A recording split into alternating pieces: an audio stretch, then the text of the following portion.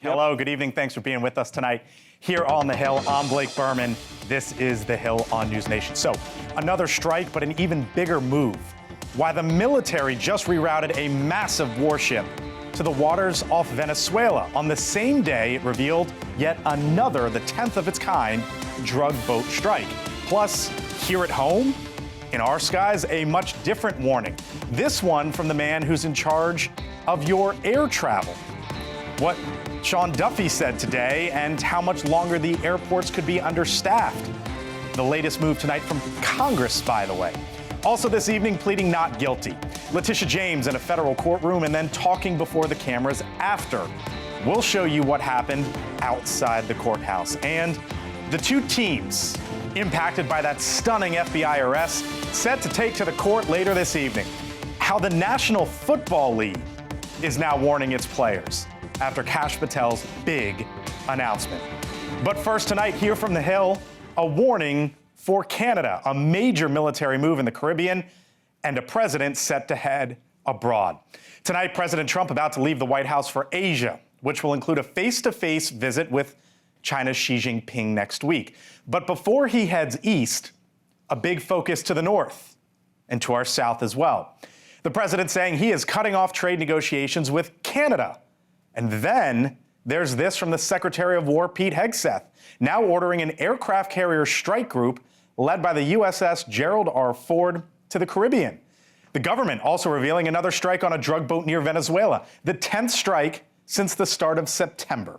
Our Kelly Meyer starts it off for us tonight. She is live once again outside the White House. News all over the globe. Kelly. Absolutely, Blake, and a busy Friday. There is a significant escalation here, though. President Trump moving the world's largest aircraft carrier group to the U.S. Southern Command area, so that's the Caribbean, South and Central America. This is as he escalates his attacks on those alleged drug boats. The administration says these are, quote, terrorists, and they're going to be killed, as critics push back on whether or not the president has the authority to do this.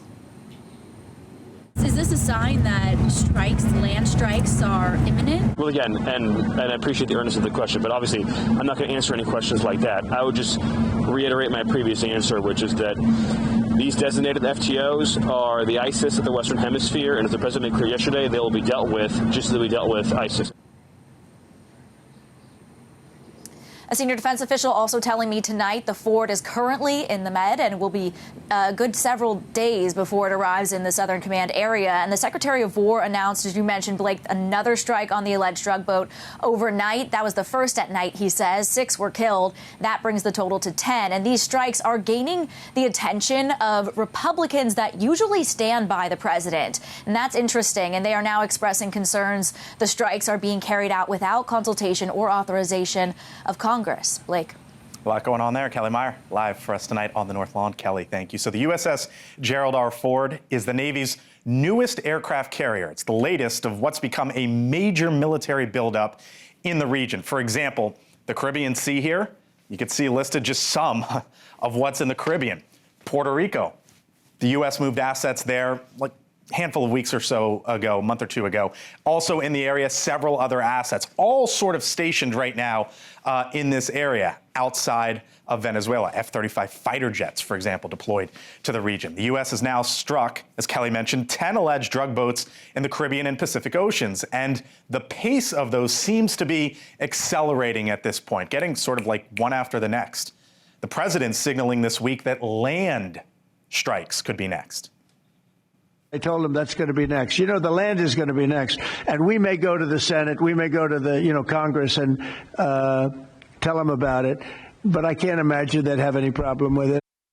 All right, with me now here on the Hill, retired Brigadier General, retired Air Force Brigadier General John Tykert. General, thanks for being with us tonight here on the Hill. Blake, thanks for having me. This is a lot.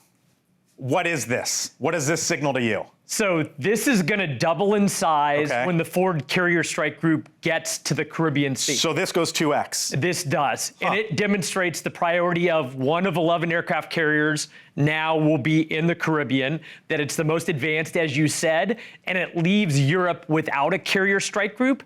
But like I said, that carrier strike group is probably 8 ships, 7,000 sailors. It makes this a lot bigger than it was before. How hard is it to do this? It's obviously time, it's money, it's effort, it's probably a whole lot more than that. But how hard is it to even get to this point? Like, the military is very skilled at the operations involved in this. The headquarters of Southern Command is in Miami. All of the air operations is run out of Arizona. They will make sure there is deconfliction and also clarity in what the operation is all about.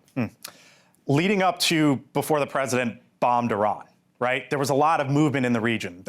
Things were moving here or there, and then all of a sudden, bang, it happened, right? Is this giving you Iran vibes? Like, the president's talking about land strikes, assets are moving it, they are there, more is going. Is this giving you sort of similar vibes, for lack of a better word? Blake, it does. It gives the president at least the option for a robust set of strike capabilities in the region that he wouldn't have otherwise before. And so either he's looking for options, he's looking for pressure on Venezuela and maybe Colombia and Ecuador, but it certainly does give him the capability, like the Middle East had the capability back in June, to fulfill his desires based on requirements in the region. So I'll stick with Iran, obviously totally different scenario and everything. But we remember what happened before there was a strike. There was a lot of concern, oh my gosh, if the president does this, what could it mean all around the globe? We saw the strike, and Iran sent a few missiles, told us beforehand, and that was it.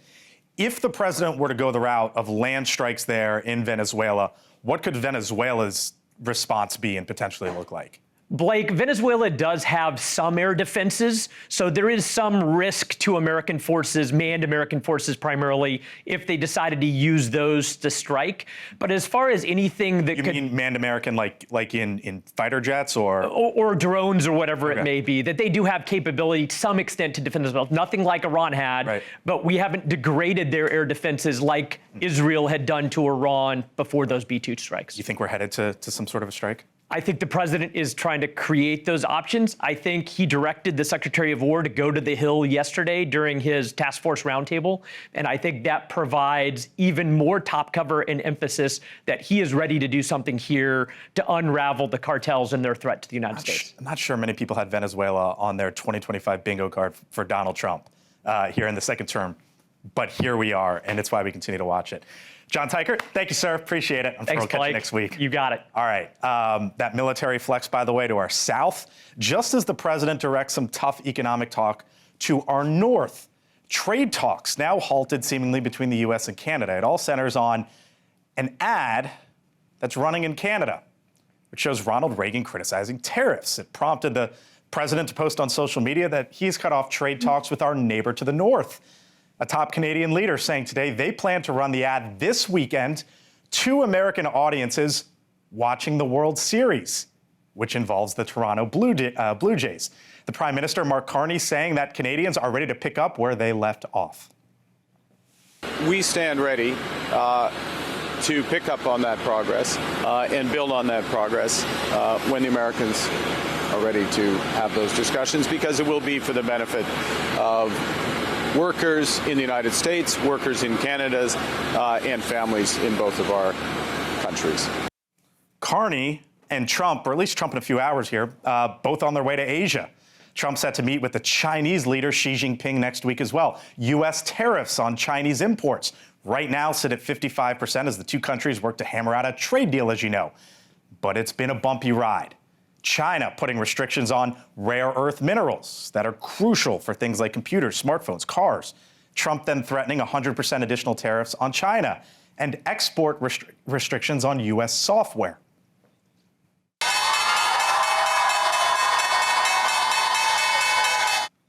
But today, markets closing in the green, shrugging all this off on the belief that interest rate cuts are now firmly around the corner. How about this? The S&P 500 at an all-time high. I don't know why we're showing soybeans. If it was an S&P 500 chart, it'd be the other way. The Dow and NASDAQ both up by 1% or close to it this week. There we go. You love the green on your screen. How about that? Joining me now, Ryan Peterson, CEO of Flexport, one of the guys I love to talk to in this spot. Flexport, one of the leaders, the leader, let's call it, in global logistics. Ryan, happy Friday. Help me out here, brother, with my voice. I'm fighting something. Take it from here if you don't mind. China. Look, here's the reality. The market's shrugging it off, right? We saw this sort of play out last time. I was reading your posts. you were talking about how there was a big dip, like something like 60% in volume the last time the president threatened this. What are you seeing right now? Yeah, and so when April 2nd, the first tariffs were announced, or under the new Trump administration, or the big ones, it was a huge tariff on China, around 145%. And just as you said, volumes declined 60% on ocean freight from China to the U.S. for about 5 weeks while those tariffs were live. The tariffs go live again on November 1st unless something changes. And we have not seen a decline in volumes. Volumes are holding pretty steady, which says that importers believe that he's going to change his mind, or that there's some kind of a deal, or that these 100% increase won't happen on November 1st, which is next week. Because, by the way, those containers are already on the water. So if it hits, the importers are going to get stuck with those duties. Yeah, I guess it gets to the point of, like, at this point, what's the signal, Ryan? Because a lot of folks are, like, we're into this, what now, 6, 7, 8 months or something like that at this point. And you've got the biggest view all across the globe. What's the signal that you look for?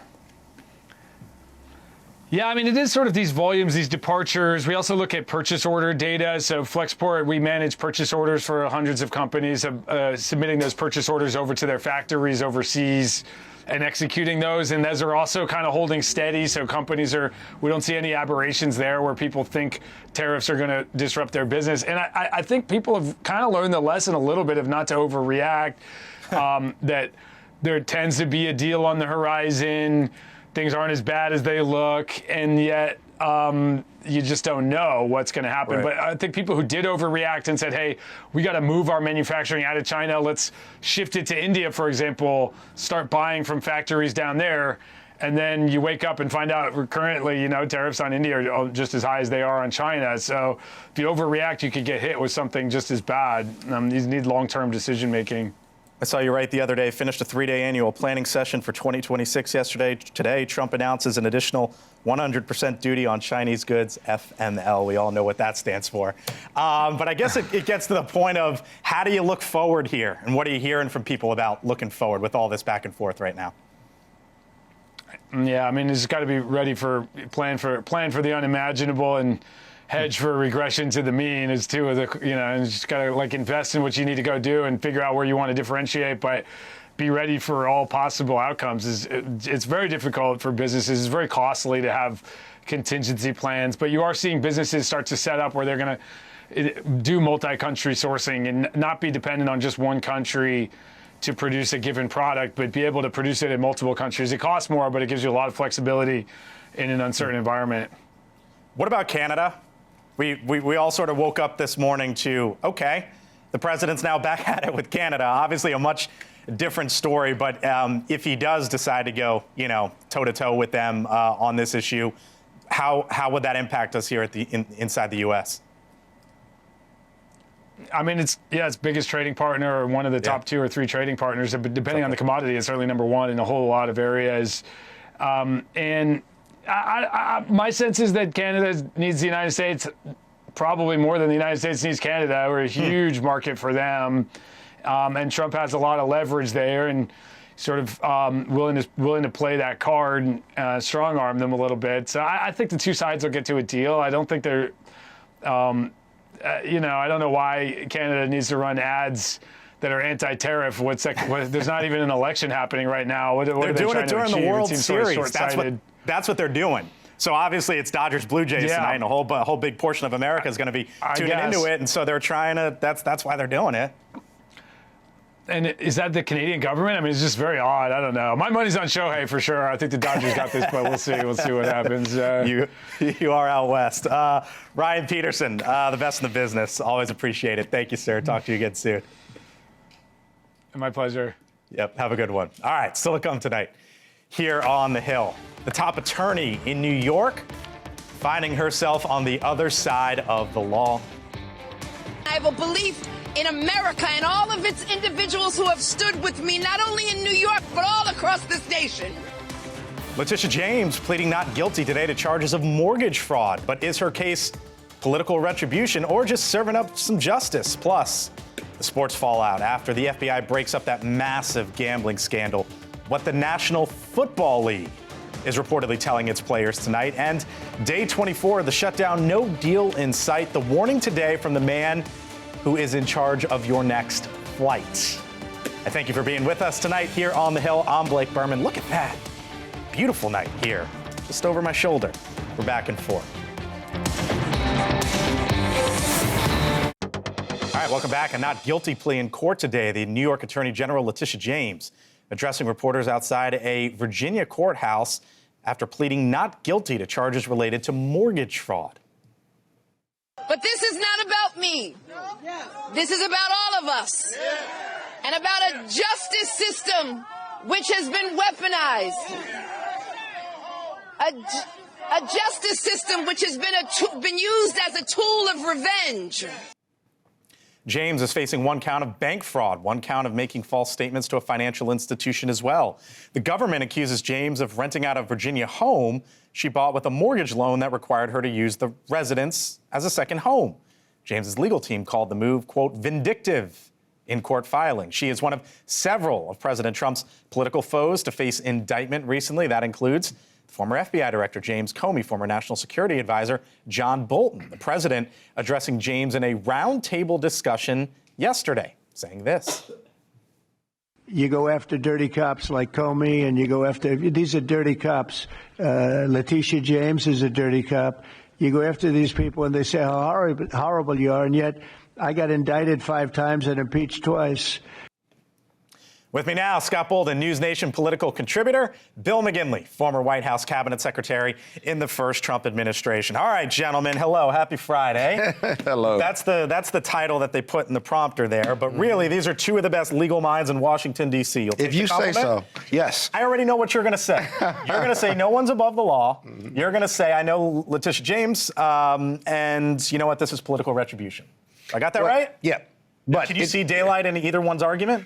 Well, the daylight I see is whether it's going to be up to the judge, whether the judge has the courage, if you will, to dismiss this case without letting it go forward. There is a way for it to go forward, and justice will be done through a jury, but there's enough evidence that the judge has to hold a hearing on vindictive prosecution. Okay. The internal memorandums, the internal considerations. I keep hearing from legal pundits that there is this issue of whether the internal documents are privileged or not, but the Department of Justice doesn't have a client. And so I don't think those documents are privileged. There may be some executive consideration, but if you can get past that, if they can show that it's more likely than not that this was vindictive, judge has to hold a hearing. And if he holds a hearing, who are the witnesses going to be? Donald Trump would technically be a witness. We'll see. Donald Trump's not going to get called before this trial. It's the height of hypocrisy for Letitia James to stand out in front of a courthouse and claim to be the victim of a weaponized justice system after what she campaigned to go after Donald Trump and then went after him. I think what we're going to be looking at here is that the Supreme Court may be called upon to decide some of these issues with a lot of the U.S. attorneys, because the Senate Democrats are preventing the president's picks from being able to assume office. Then they're having to put their people in. These Biden-appointed judges are wanting to select their own people, and I think eventually this issue is going to go to the Supreme Court. I think it's worth reminding the viewers that Letitia James was indicted by a grand jury in a very democratic jurisdiction, Alexandria. She may be tried down in Norfolk, where the site of the house that's in question is located, but this is not exactly a Florida jurisdiction that was a 90-10 Trump district. Okay, there's a lot of evidence that leads to vindictive prosecution, including the fact that the internal memo that's been leaked has indicated that not only was there not a crime committed, but there's weak evidence, and there possibly was not a crime committed because the niece lived there and didn't pay rent. Here's what I find interesting. One of the things. You see this video right here, Letitia James? That was her campaigning the other day with Zohran Mamdani after she got indicted. Every time, Bill, that you were here in 2024, and Scott, you were here, every time Trump had a legal issue, numbers went up and to the right. Every single time. Right? Is this the new way to campaign? You get indicted and then go on out, stand next to someone, and she's basically did the same thing that Trump did, no? Well, look, whenever you get indicted like this, especially when it's a national issue, the press is going to pay attention, and they're going to get the free airtime to earn media that they otherwise never would get. So is she going to get some cred with the very liberal Democrats up in New York? Probably. But that's not the issue. The site of the issue is down here in Virginia, and I think that they probably have a pretty good case. Now, this judge has set a pretty expedited trial schedule. I mean, this trial is scheduled to begin, I believe, in January. They're going to have all the pretrial motions, the exchange of discovery, so there's going to be a lot more chapters in this story before we get to the end of the year. All right, more from you two later in the show. Scott Bolden, Bill McGinley, thanks, guys. Appreciate it. Still to come. Other side, Chauncey Billups, Terry Rozier, two names allegedly involved in that major gambling scandal. But just how big is sports betting becoming? Other side of the break. Two experts with us live. And is the government shutdown about to affect your holiday travel plans? What the main man in charge of air travel is saying tonight.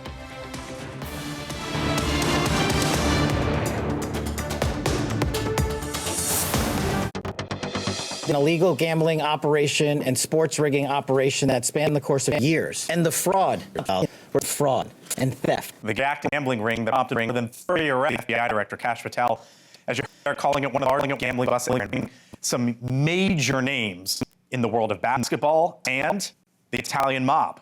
The Portland Trail Blazers head coach Chauncey Billups, Terry Rozier, both after being indicted on wire fraud, conspiracy, and money laundering charges.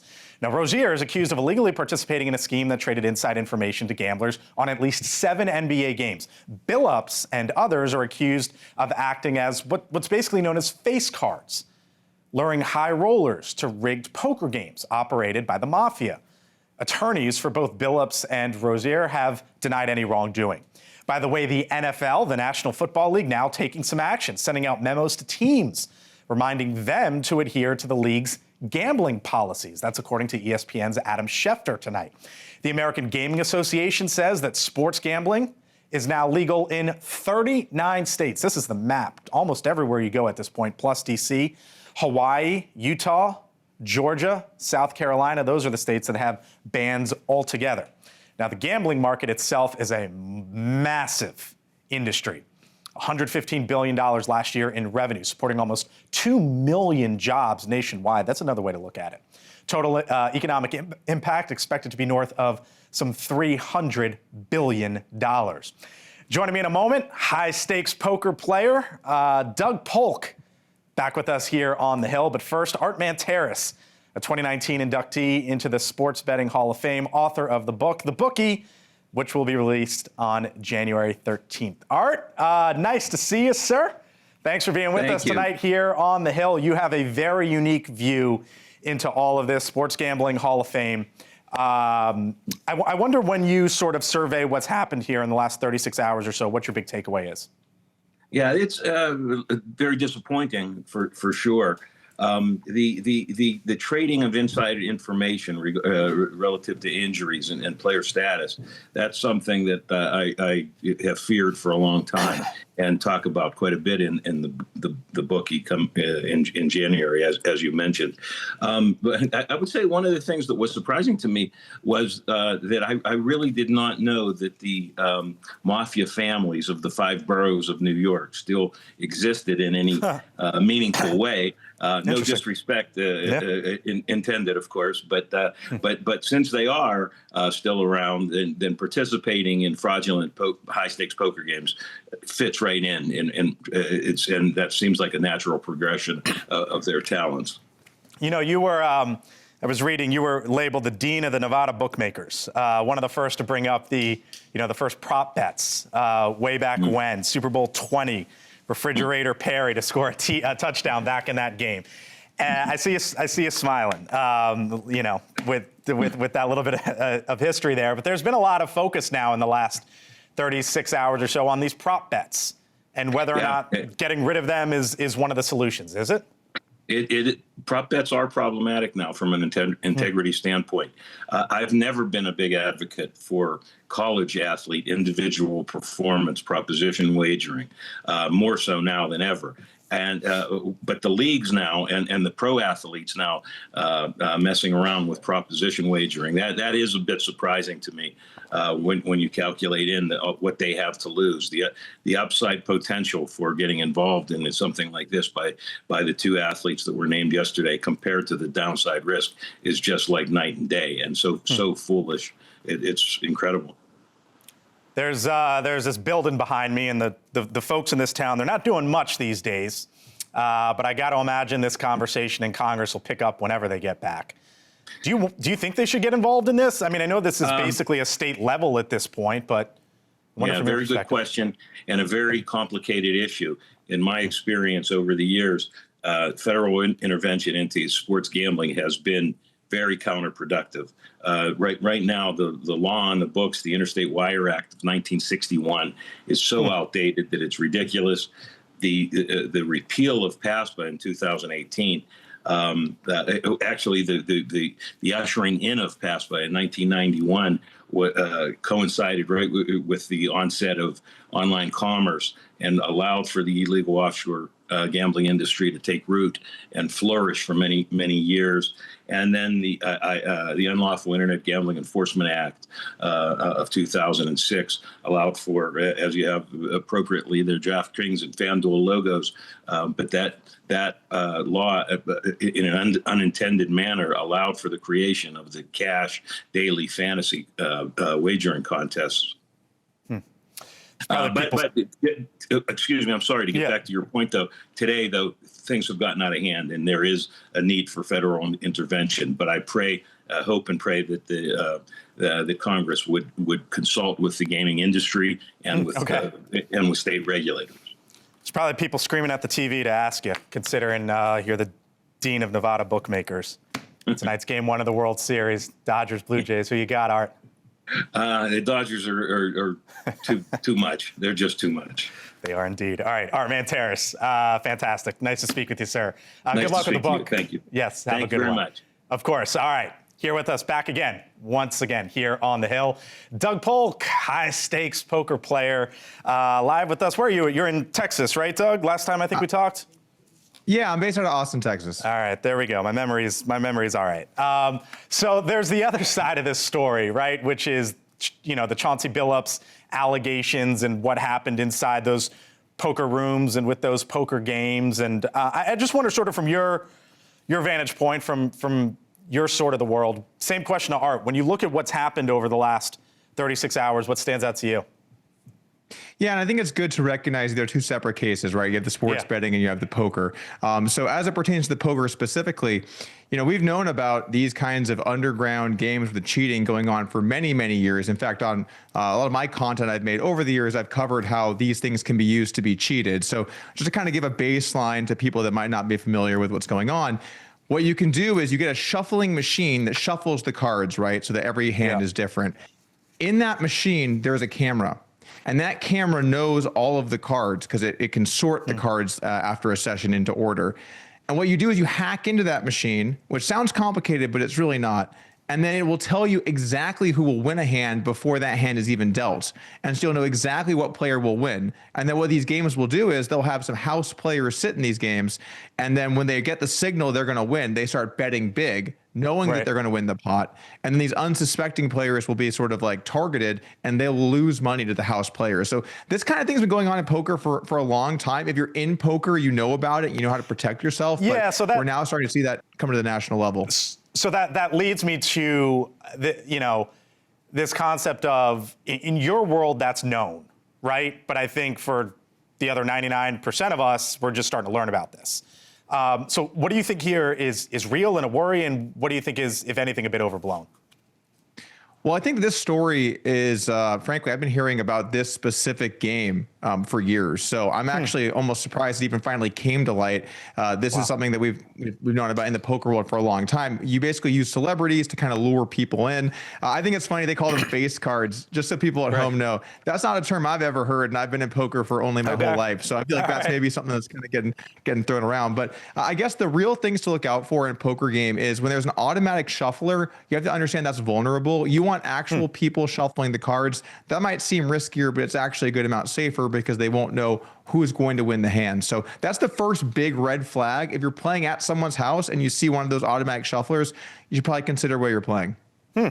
Last time we talked, Doug, it was because of all things, the tax bill got passed in your industry. You guys, you feel you got hosed, to put it lightly.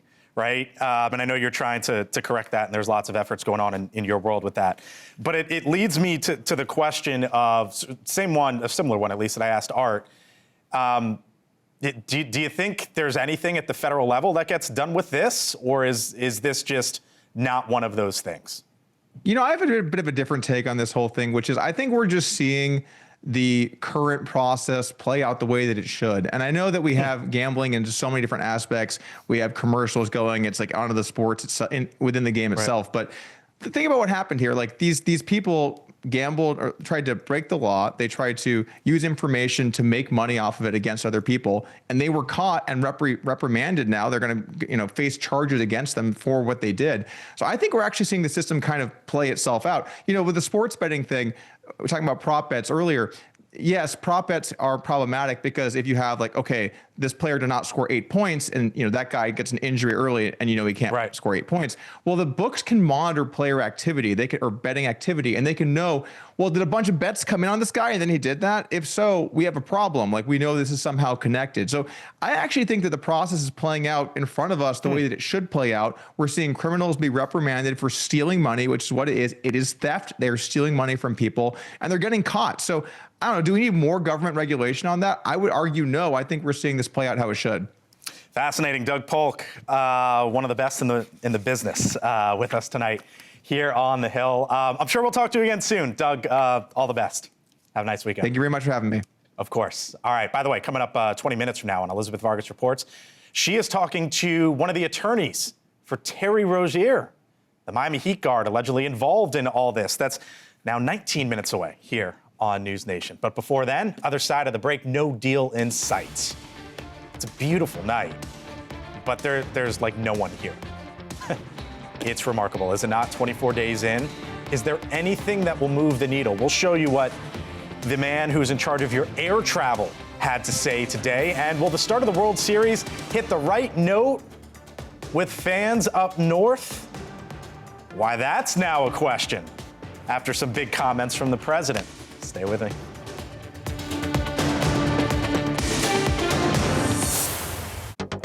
All right, day 24, the government shut down and the White House is sounding the alarm. Upcoming holiday air travel, they say, could be impacted in the form of flight delays, disruptions, and cancellations. The Transportation Secretary, Sean Duffy, saying this today. If we don't have enough controllers, if we have controllers that are more stressed and less able to do the job, we pay close attention to that, and we will reduce the capacity of airplanes taking off and landing, or we will cancel flights.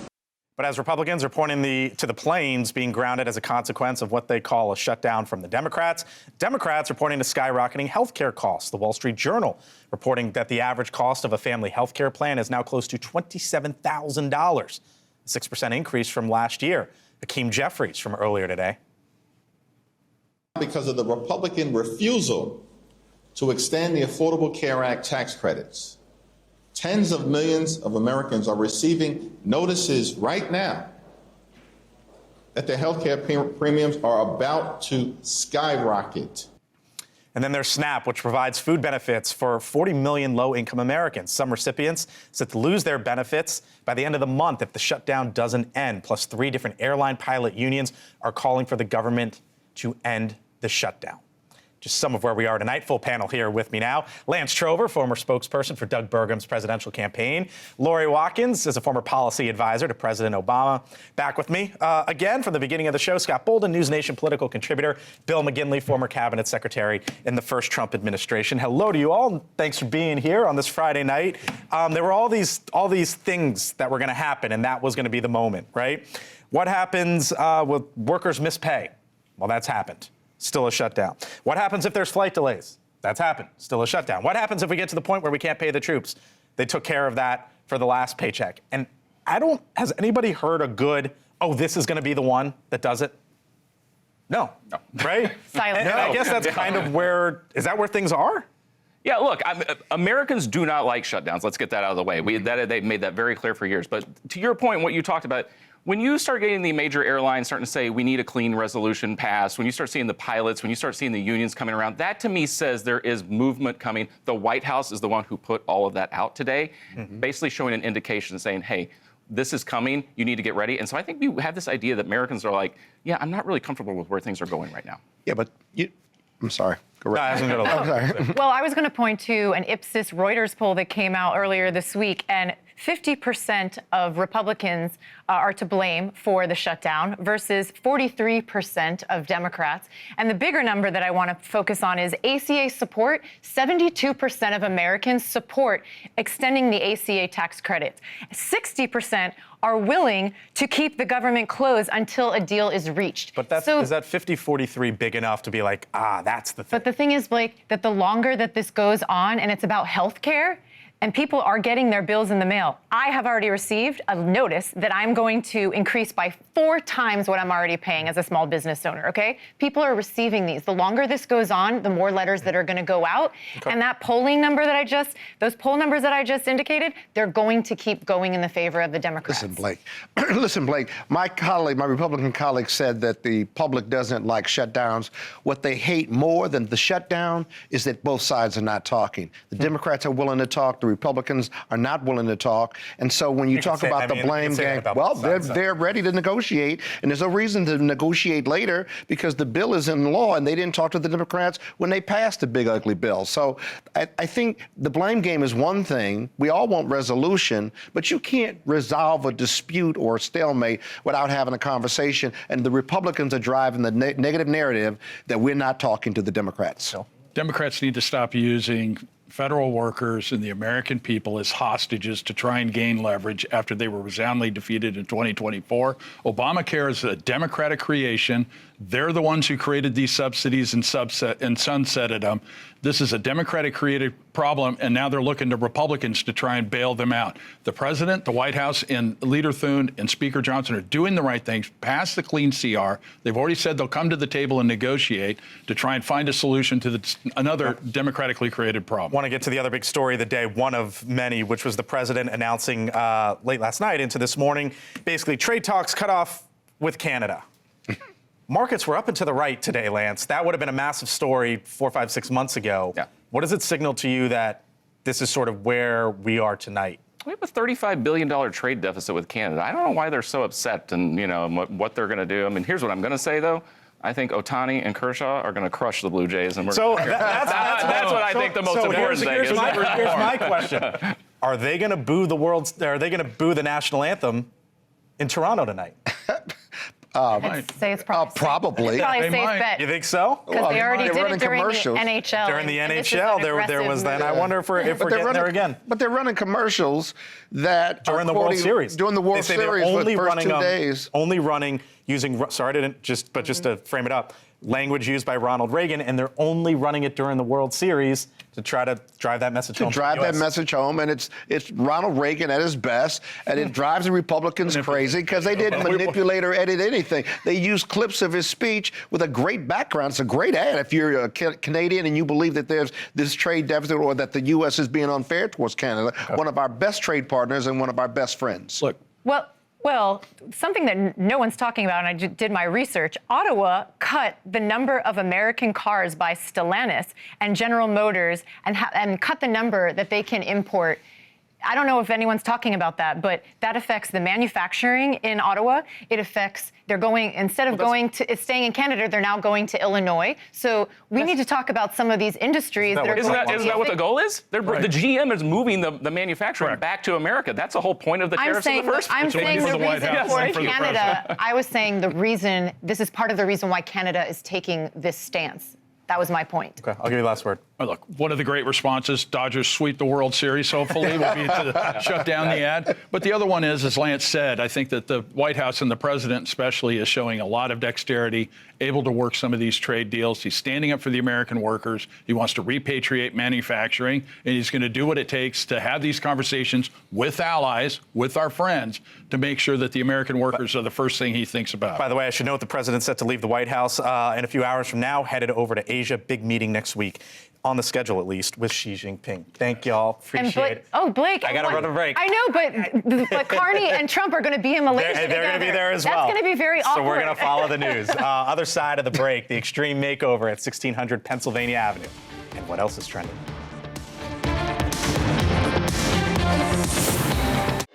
All right, if you're just getting home, trying to catch up on today's top stories, here's some of what's trending on thehill.com. First story, Hakeem Jeffries endorses Mamdani in New York City mayor's race. How about that after declining to endorse for many months? 12 days before Election Day that the House Minority Leader officially threw his support behind his fellow New Yorker and the Democratic Socialist. Also trending tonight, Trump says East Wing being demolished for White House ballroom. We had to take down the existing structure, he says. The president getting a lot of pushback, as you know, on this project. He said the construction wouldn't interfere with the current structure. That obviously, though, not the case. And then there's this. Former NBA referee says the arrests are the tip of the iceberg. This is the big story in the sports world. Tim Donaghy saying, get ready potentially for a whole lot more. Coming up here on News Nation, at least over the weekend, the best Sunday show in the business, Chris Steyerwalt. Hope you catch him 10 a.m. Eastern Sunday morning for The Hill Sunday. Chris has Congressman Steve Womack and Congressman Greg Landsman. That's 10 a.m. Sunday morning right here on News Nation. I thank you so much for watching us tonight. I'll be back on Monday. But before then, Elizabeth Vargas starts now. I'm Blake. Have a good one.